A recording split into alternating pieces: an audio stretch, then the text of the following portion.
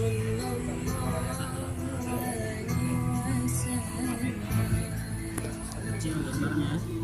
juga kagak. Program gitu ada bolanya oh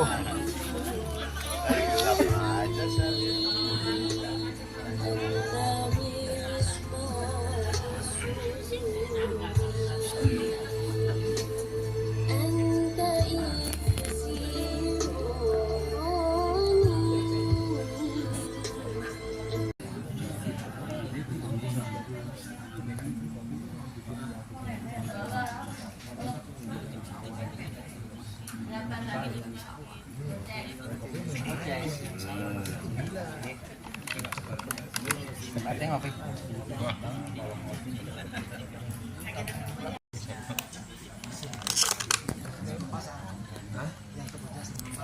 Saya beliin poli bagus kan, kuasain. Biasanya kalau di lapangan juga nambah. oh iya masih lumayan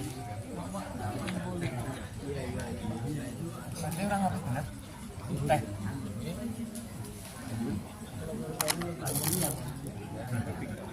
Air putihnya mau aneh jangan dia terbilang paham dia iya maka saya mau bikin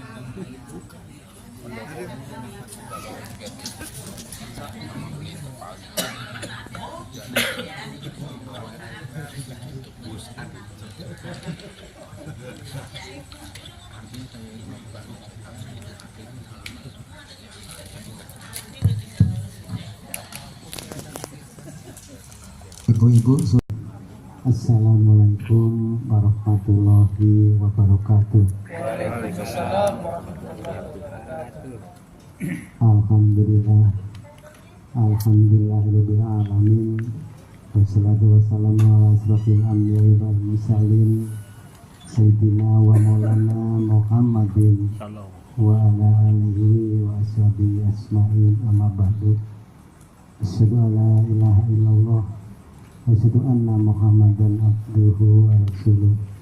Wa bi isra'i sadri wa yassir amri wa hlul 'uqdatam min lisani yafqahu qawli.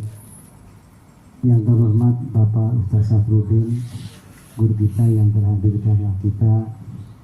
Yang kami hormati Bapak RT 06 RW 12 Bapak Yono.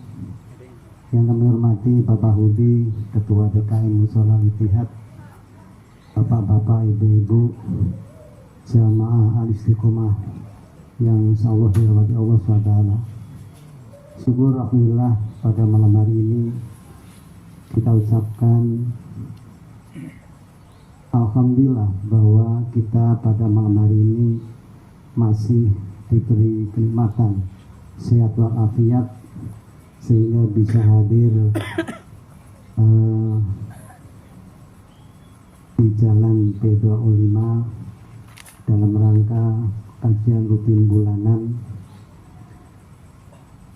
Salawat salam marilah kita aturkan junjungan Nabi besar Muhammad SAW pada keluarga sahabat. Semoga kita selalu istiqomah dalam menjalankan perintah-perintahnya. Bapak Ibu yang kami hormati, pada malam hari ini akan dilanjutkan kajian sebelumnya, yaitu terakhir terkait dengan bab sholat. Namun demikian Pak Ustadz, kami sampaikan bahwa amanah dari para jamaah khususnya yang ada di sini untuk pembangunan pondok Hafiz Nurul Quran, khususnya untuk pembangunan masjid yang masih berlangsung, ada amanah daripada jamaah infak sedekah sebesar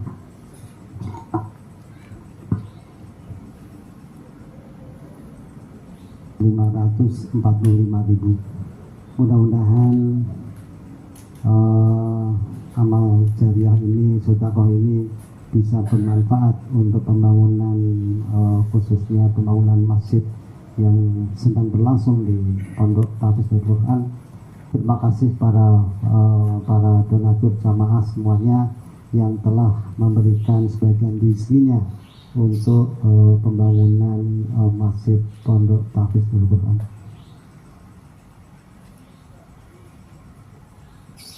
Karena sudah malam, kami langsung saja serahkan ke Pak Ustadz.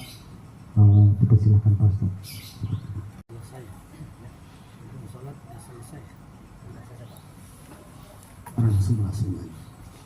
Assalamualaikum warahmatullahi wabarakatuh. Alhamdulillah. Alhamdulillahilladzi an'amana bi ni'matil iman wal islam walladzi faddala bani adama bil ilmi wal amali ala jamil alam. Salatu wassalamu ala sayyidil arabi wal ajam sayyidina maulana Muhammadin khairil anam wa ala alihi wa sahbihi bararatil kiram, amma ba'd. Subhanaka la ilma lana illa ma 'allamtana innaka antal alimul hakim. Rabbi shrah li sadri wa yassir li amri wahlul 'uqdatam min lisani yafqahu qawli. Sadaqallahu al-'azim. Yang saya hormati Pak Didi selaku koordinator Majelis Taklim Istiqomah, Pak Ketua RT, Ketua DKM Mushola Al-Ittihad, dan seluruh bapak-bapak, ibu-ibu yang saya tidak sebutkan satu persatu, namun insya Allah tidak mengurangi rasa hormat dan takdim saya kepada semuanya. Alhamdulillah, pada malam ini kita masih diberikan kenikmatan kesehatan oleh Allah Subhanahu wa Ta'ala untuk bisa melaksanakan kegiatan rutin taklim, yaitu kajian atau taklim kitab fikih Fathul Qorib. Mudah-mudahan apa yang kita lakukan pertama menjadi amal soleh kita di sisi Allah Subhanahu wa Ta'ala, dan ilmu yang kita pelajari jadi ilmu yang bermanfaat untuk bisa kita praktekkan dalam kehidupan sehari-hari. Sekaligus mudah-mudahan kegiatan taklim ini menjadi saksi syafaat kelak di akhirat. Amin ya Allah ya Rabbal alamin. Setelah kita membahas rukun-rukun sholat, syarat-syarat sholat, setelah selesai kita akan melanjutkan sunnah-sunnah sholat. Jadi dalam setiap ibadah itu ada rukun atau fardu, tapi juga ada sunnah. Rukun itu atau fardu sesuatu yang harus kita lakukan, sedangkan sunnah itu kalau kita lakukan dapat pahala, kalau tidak kita lakukan tidak membatalkan sholat. Tapi alangkah baiknya kalau tidak ada sesuatu yang menghalanginya, maka kita bisa lakukan sunnah-sunnah tersebut, karena itu akan menambah nilai sholat kita, kualitas sholat kita, dengan tambahnya kita lakukan sunnah-sunnah itu. Kalau rukunnya kemarin kita bahas ada 18, dari mulai berdiri ya kan, terus niat, takbiratul ihram, Fatihah, ruku, tumaknina dalam ruku, i'tidal dalam i'tidal, terus tumaknina dalam i'tidal, sujud 2 kali, tumaknina dalam 2 sujud, terus kemudian duduk di antara 2 sujud, tahiyat, baca sholawat, terus diakhiri dengan salam dan tertib. Membaca Fatihah, maaf lupa. Nah, itu adalah bacaan ataupun perbuatan yang berkaitan dengan hal yang harus kita lakukan, rukun itu dalam sholat. Kalau ada salah satu yang tidak kita lakukan dalam sholat rukun itu, maka sholat kita tidak sah. Artinya ditolak oleh Allah Subhanahu wa Ta'ala, karena semua apa yang menjadi rukun tuntunan sholat ini telah dicontohkan oleh Rasulullah SAW, kemudian diringkas dalam kitab ini. Sekarang kita akan membahas sunnah-sunnah sholat. Sunnah sholat itu ada yang sebelum sholat itu sendiri, ada yang sudah masuk dalam sholat. Sebelum sholat itu disunahkan ada 2 hal. Yang pertama, wasunanuha ad-dukhulu fiha, ya qabla ad-dukhuli fiha, yakni sunnah-sunnahnya sholat itu sebelum masuk di dalam sholat itu syai'ani, ada dua hal. Pertama al-adanu wa huwa lughatan al-i'lam wa syar'an dzikrun mahsusun lil i'lam bidukhuli waqti sholatin mafrudatin wa alfaduhu masna illa takbiro waluhu fa arba'un wa illa tauhidu akhiruhu fawahidu. Yang pertama, sebelum sholat masuk ada hal yang disunahkan, yaitu adzan. Adzan itu sunnah hukumnya. Apa itu adzan? Lughatan al-iqlam, yakni secara etimologi, secara bahasa adalah sinonimnya dari adzan, terjemahannya adalah al-iqlam, yakni memberitahu bahwa waktu sholat telah tiba. Nah itu adzan. Ya, orang pertama kali adzan sahabat Rasul adalah Bilal bin Rabah, yang suaranya sangat merdu itu Bilal itu, yang dulu seorang budak tapi karena suaranya bagus dimerdekakan oleh Sayyidina Abu Bakar melalui perintah Rasul, kemudian diangkat oleh Rasulullah sebagai muadzin tetap. Yang kedua adalah Ummi Maktum. Maktum itu salah satu sahabat Nabi yang suaranya bagus tapi mohon maaf dia buta, tidak bisa melihat, tapi dia muadzin. Nah yang seringkali kalau adzan subuh, sebelum subuh itu adzan di zaman Rasul itu adalah Ummi Maktum. Yang kedua kalau adzan subuhnya dan adzan selanjutnya adalah Bilal bin Rabah. Jadi zaman dulu manual tanpa ada speaker, karena speaker itu ada setelah ada listrik. Yang kedua setelah ada alat teknologi seperti yang kita ketahui, ada ampli dan sebagainya. Zaman dulu manual. Nah, tapi kemudian dikombinasi di Indonesia ini waktu belum ada speaker pakainya beduk. Di beduk itu adalah tradisi bangsa Indonesia. Ya, tradisi, bukan bagian dari rukun, tapi sebagai alat yang sama dengan speaker. Di zaman Nabi belum ada, dulu orang Yahudi pakainya lonceng. Ya, dipakai lonceng, nang nang nang nang nang, sampai sekarang itu sebagian masih ada. Tapi orang Islam untuk tidak menyamakannya itu dengan beduk. Nah, beduk, tahu kan Bu ya? Ya Pak ya, beduk itu. Nah itu biasanya sebelum adzan dikumandangkan, di kampung-kampung masih ada beduk. Ya, saya di Jakarta itu di Kodam itu di Kalimalang itu pakai beduk, masih tradisi lah. Padahal di Jakarta itu beduknya mahal. Saya tanya bagus banget ini beduknya berapa harganya? Hampir 40 juta.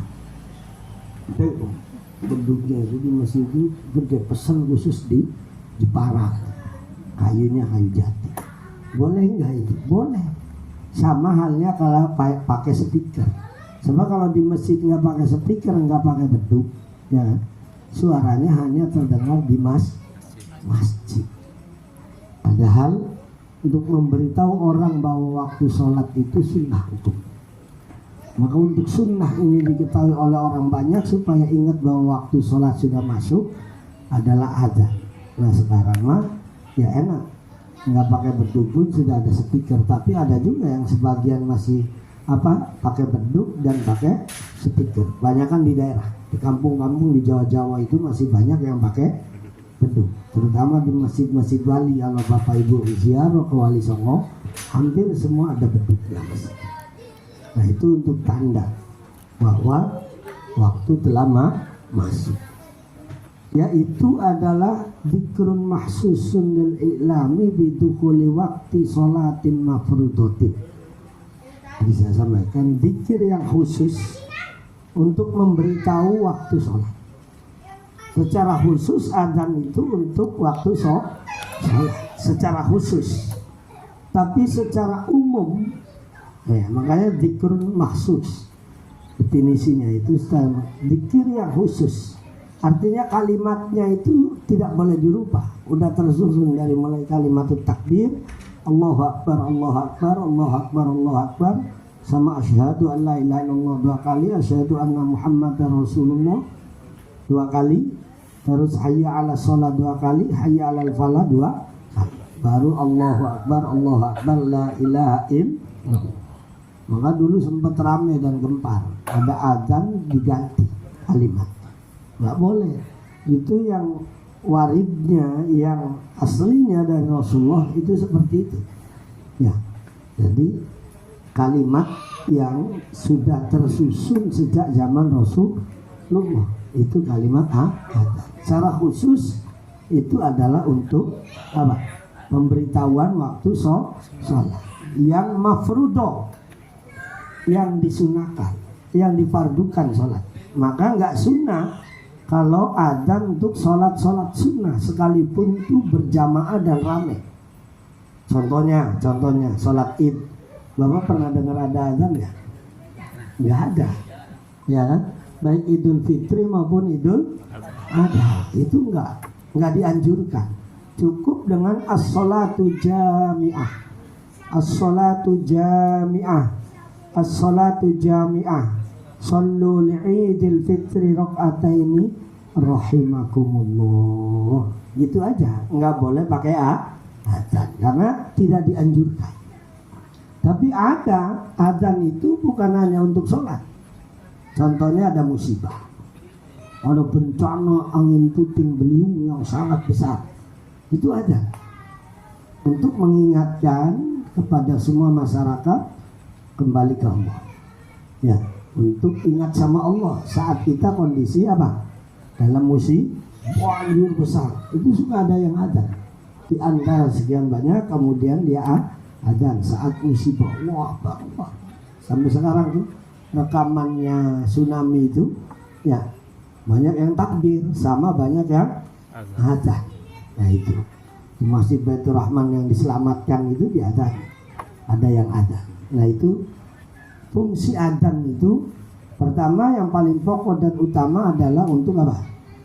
Pemberitahuan waktu sholat telah masuk. Yang kedua bahwa mengingatkan diri kita kepada Allah. Di antaranya adalah saat apa?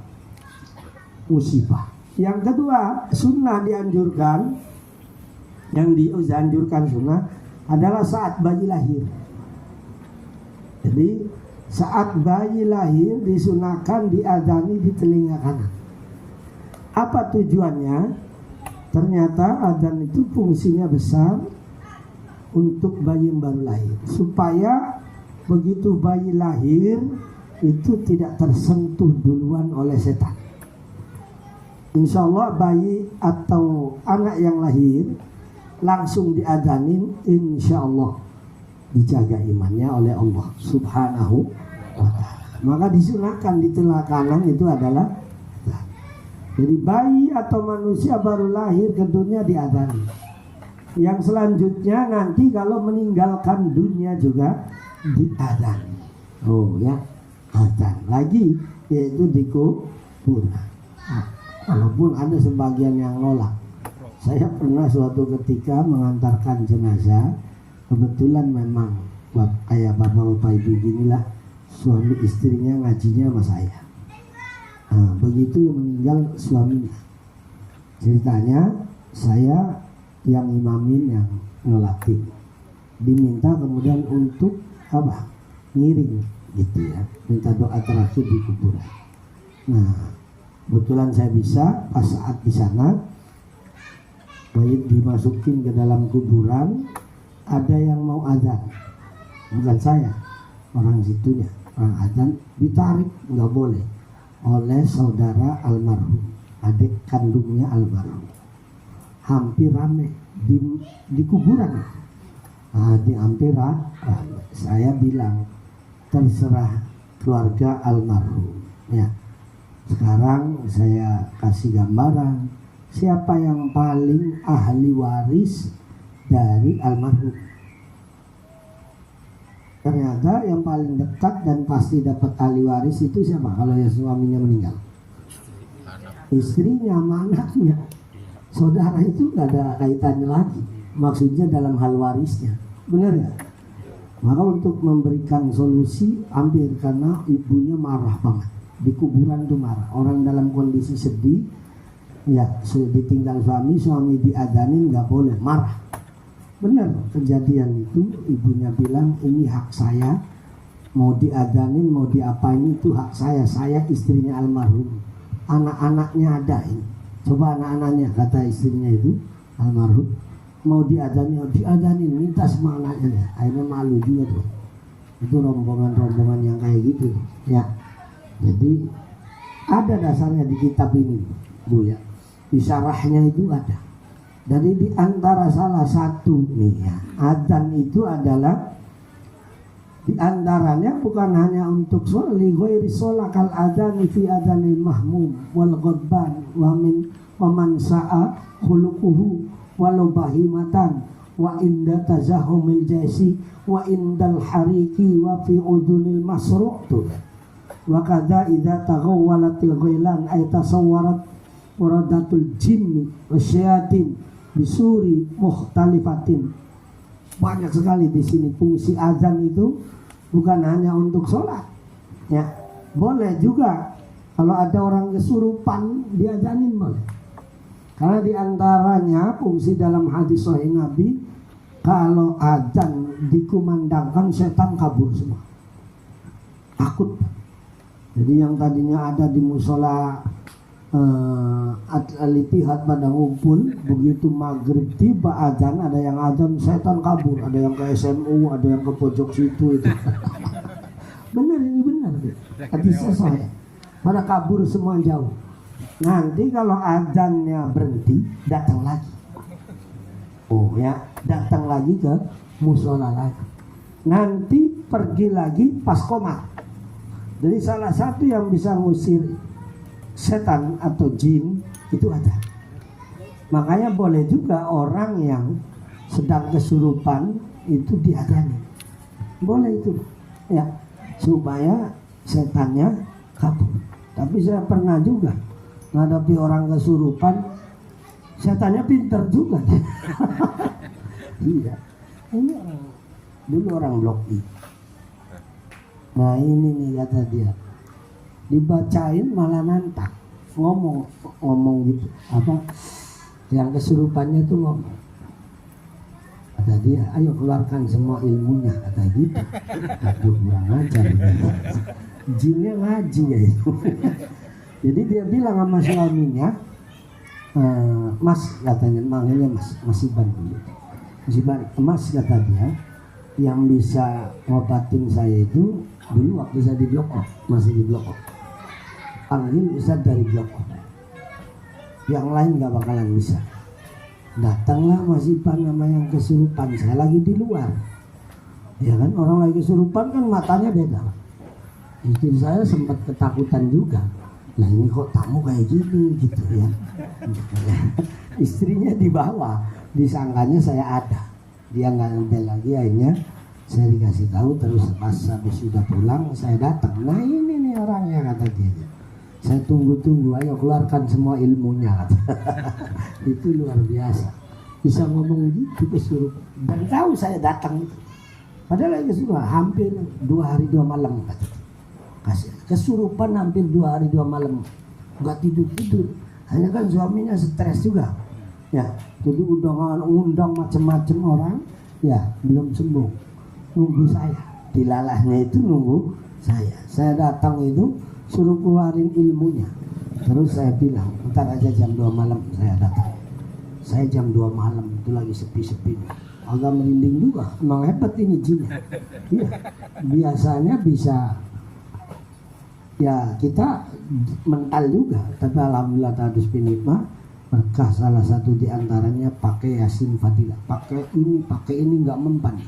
Begitu saya bacain Yasin Fadilah berulang kali, baru sadar, sembuh dan tidur. Jadi hampir 2 hari 2 malam. Nah itu fungsinya salah satunya adzan, diadzani.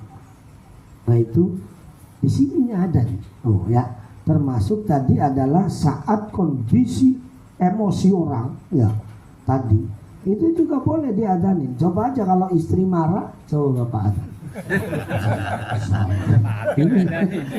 Coba perhatikan Pak Eri, lu Pak Eri. Istri lo marah kok, pesan adzannya Allah Akbar. ngapain? Misal, Allahu Akbar, Allahu Akbar, insya Allah diem. Iya. Walaupun habis azan marah lagi, azan lagi. Komat ah. Ini walau khotbah termasuk orang yang lagi marah gitu, ya kan? Diadanin aja. Gitu juga Bu. Kalau suaminya marah, ibu ada. Insya Allah diem. Ini nih keterangannya. Jadi termasuk adalah untuk apa? Almarhum saat dikubur sebelum ditutup diadani. Di dalam Al-Quran itu disebutkan sabbatallaha apa? Isabbitullaha bil qawli sabit. Semoga Allah menetapkan tauhid imannya kepada orang itu sehingga dia ingat saat nanti didatangi wa idza ja'akal malakani muwakkalani, ya kan?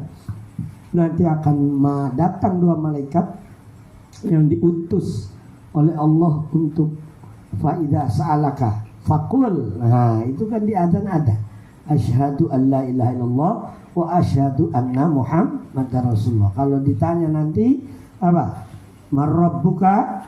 Udah jawabnya itu Allahu Rabbi atau asyhadu an la ilaha illallah. Faman nabiyuka? Wa asyhadu anna Muhammadar Rasulullah atau apa? Muhammadun Nabi. Itu bisa dengan azan itu mengingatkan. Jadi setan itu kabur, ya kan?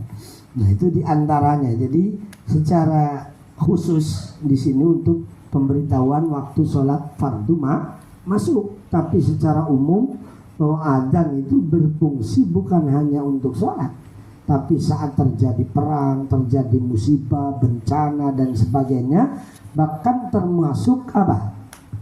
Muradatul jinni wa syayatin, yakni untuk musir jin, musir setan. Jadi makanya itulah hikmah besarnya azan itu. Maka nanti kalau udah azan pergi, qomat pergi, tapi kalau udah itu datang lagi. Nah itu dia. Nah itu azan. Kalimatnya wal fadhu masna illa takbir. Semuanya 2 kali kecuali takbir 4 kali. Allahu Akbar, Allahu Akbar, Allahu Akbar, Allahu Akbar 4 kali ya. Nah tapi wa ila tauhid akhiruhu fawahid. Tapi takbir di akhir ya cuman sebaris saja kan. Allahu Akbar, Allahu Akbar, la ilaha illallah. Tauhidnya sekali, itunya diulang 2 kali di depan, awal takbirnya 4 kali. Nah itu adalah adzan. Wal iqamatu yang kedua disunnahkan sebelum sholat ini, sebelum sholat itu adalah iqamah. Waya masdaru koma. Di lafaz iqamah itu dari kata aqama, asal dasarnya koma, menjadi aqama yukimu iqamatan, mendirikan. Iqamah, maka ditulis timer itu suka iqamah. Itu artinya mendirikan. Mendirikan apa? Mendirikan sholat. Kata Nabi la salata ba'dal iqamah dalam hadis Nabi. Tidak ada lagi sholat kecuali sholat fardu kalau sudah iqamah. Kalau sudah iqamah jangan ada yang sholat sunnah. Nah lihat-lihat kalau begitu qomat, udah nggak ada aktivitas lain kecuali kita berbaris berjamaah untuk melakukan sholat. Nah itu kaitan berjamaah. Bagaimana kalau kita sholat sendirian, bolehkah atau sunnahkah kita adzan dan qomat? Boleh juga. Cuman rata-rata kalau sholat sendirian males. Adzan dulu ya jarang ya Pak ya. Kalau sholat sendirian di rumah suka adzan dulu kemana? Langsung qomat aja jarang kalau sendirian, ya kan ya. Oh namanya sendirian. Jadi boleh juga, sunnah juga kalau mau kita adzan dulu terus sholat sunnah, mau sholat fardu sendirian kita qomat, itu boleh. Yang nggak dianjurkan tuh kalau mau melakukan sholat sunnah, ya nggak boleh itu. Sholat Idul Fitri, Idul Adha, ya kan, atau sholat gerhana itu nggak ada. Atau sholat apa? Taraweh sekalipun berjamaah ada azannya nggak? Nggak ada. Adanya apa? Bilal, ya kan? sallu salatat tarawih rak'ataini jami'atan ajarukumullah atau rahimakumullah gitu, nggak ada qomat lagi langsung. Kalau tiap rakaat 2 rakaat qomat kelamaan. Benar, tiap rakaat qomat lama. Udah sebab Al-Baqi Muhammad sholli ala Muhammad Allahumma sholli ala Muhammad gitu aja nggak apa-apa. Nah itu adalah yang kedua dianjurkan qomat. Jadi kalimatnya itu qad qamatis shalah. Kalau secara letter bahasa sebenarnya itu qad qamat itu fi'il mati.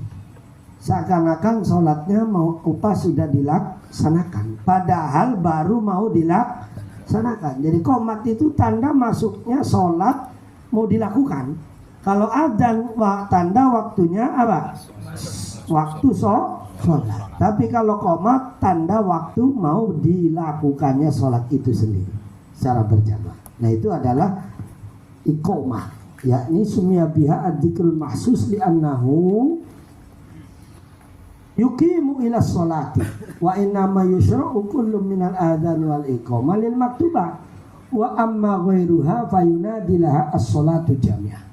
Tadi sudah sampai bahwa adzan dan qomat itu disyariatkan untuk dilakukan itu adalah lil maktubah, yakni untuk sholat yang difardukan. Wa amma ghairuha fayunadi laha as-sholatu jami'ah. Sedangkan selain sholat yang fardu berarti sunnah tadi, mau duha mau apa yang lain itu, atau sholat id yang dijamaahkan lah itu, maka fayunadi laha as-sholatu jami'ah. Cukup dengan bacaan apa? As-sholah as-sholatu jami'ah rahimakumullah. Itu aja, nggak disunahkan adzan dan qomat. Jadi sebelum sholat, setelah kita suci, setelah kita wudu, ya kan, mau sholat disunnahkan untuk adzan dan iqamah.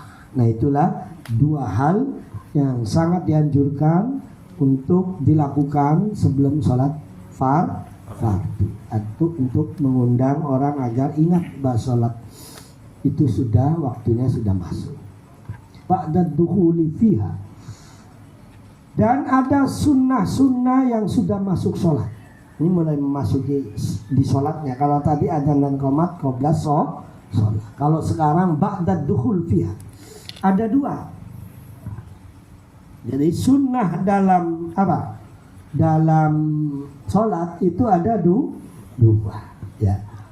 Pertama apa? Sholat apa? Sunnah ad. Yang kedua sunnah hayat. Harus ingat. Apa? Kok dibeda-bedain? Ada sunnah abad, ada sunnah hayat. Sunnah abad itu dari kata ba'dun. Ba'dun itu sebagian.